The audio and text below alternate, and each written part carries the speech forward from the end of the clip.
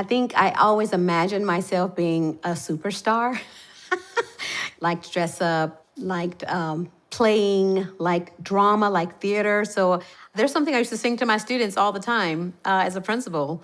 It was very short. I would say, if you want to be somebody, if you want to go somewhere, you better wake up and pay attention. I used to sing it to my students all the time. I've always tried to strive to be the teacher when they think back. Oh, you know what? I had this awesome music teacher. I can't remember her name, but she always encouraged me.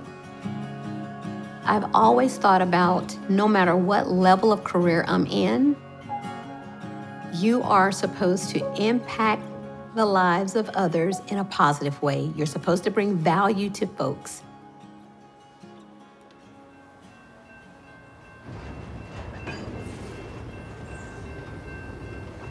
I grew up in a small town called Kannapolis, North Carolina.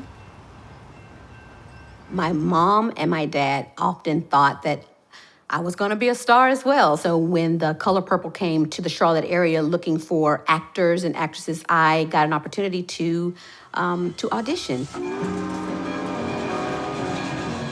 It was just amazing to be on set, meeting Oprah Winfrey and Whoopi Goldberg. But the most pivotal moment was my interaction with Quincy Jones. I remember him asking me what I wanted to do, and of course I said, I'm gonna be a star, I'm gonna sing.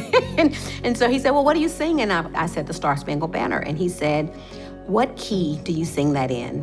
And I said, I'm not sure I know the key that I sing it in. And I remember him hugging me, and he said, I need you to remember something.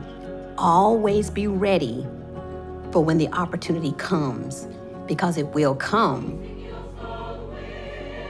I think I got really bitten by the education bug from teaching voice students, and I loved it. You have such a great rapport with the kids, not just maybe your curriculum, but I remember being a chorus teacher and having a principal say, you are a leader in the classroom. The students really respond to you. Like, have you ever thought about going into administration? And I thought, no, I haven't, but now that you say it, maybe I will. In 2010, I got my first administration job as an assistant principal at a school that was going to be shutting down. There was a big shift in the district at the time that many schools were going to be shut down. Most of them were schools with high concentrations of poverty or Black and brown students. The very first day I was there, the students had walked out and they were making a giant circle in front of the school. I remember this. And I remember hearing them talk, and they were just hurting. Why is our school closing? Do we not matter? I remember at that point thinking, this is why I'm here.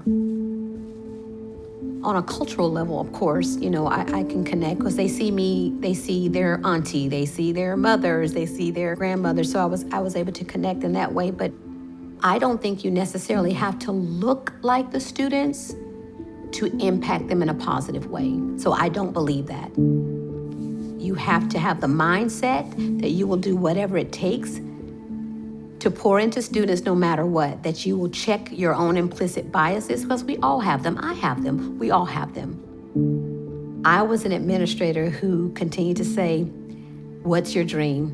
What is it that you want to do? What do you want to be? I need you to always be ready for when the opportunity comes, because it will come.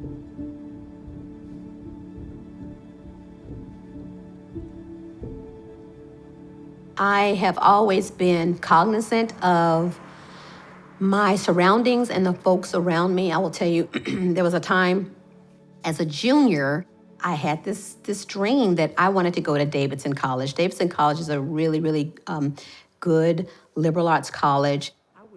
But I remember I had a teacher, my English teacher, a white teacher, who told me I would never get into Davidson. I had straight A's. Like, why can't I get into Davidson, and why are you saying this to me? Find a better fit. What it taught me, and what I still think about today, is that every moment, every word that we say to students matters. You can make or break a student's dreams by your comments. This past year in July, I was promoted to chief of schools. What that means is I supervise the principal supervisors who coach and support the principals. And so really I am a leader of the leaders, a coach of the coaches, yes. Winston-Salem Forsyth County Schools is about 30% Black, 30% white, 30% Hispanic. It's a very, very diverse district. The district is on the cutting edge of being what I will call equity-focused, equity-centered. I'm often in schools. So last week, it was a very high-performing school, and I was with a group, and we came out into the hallway, and I said, what else can we do to ensure that the students on the other side of town also have access to the highest quality teachers so that every single student gets a high quality education that gets them future ready? We're doing a lot of work, but are we working on the right work? If you are addressing biases that are obvious in your environment, if you have the boldness and the courage to stand up and do what's right for all students, that's when you have an equity lens. I did eventually get into Davidson College. I graduated in class of 1992.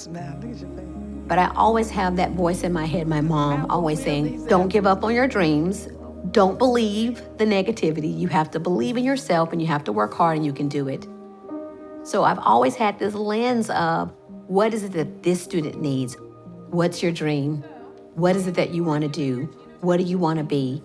You have to always be ready for when the opportunity comes, because it will come.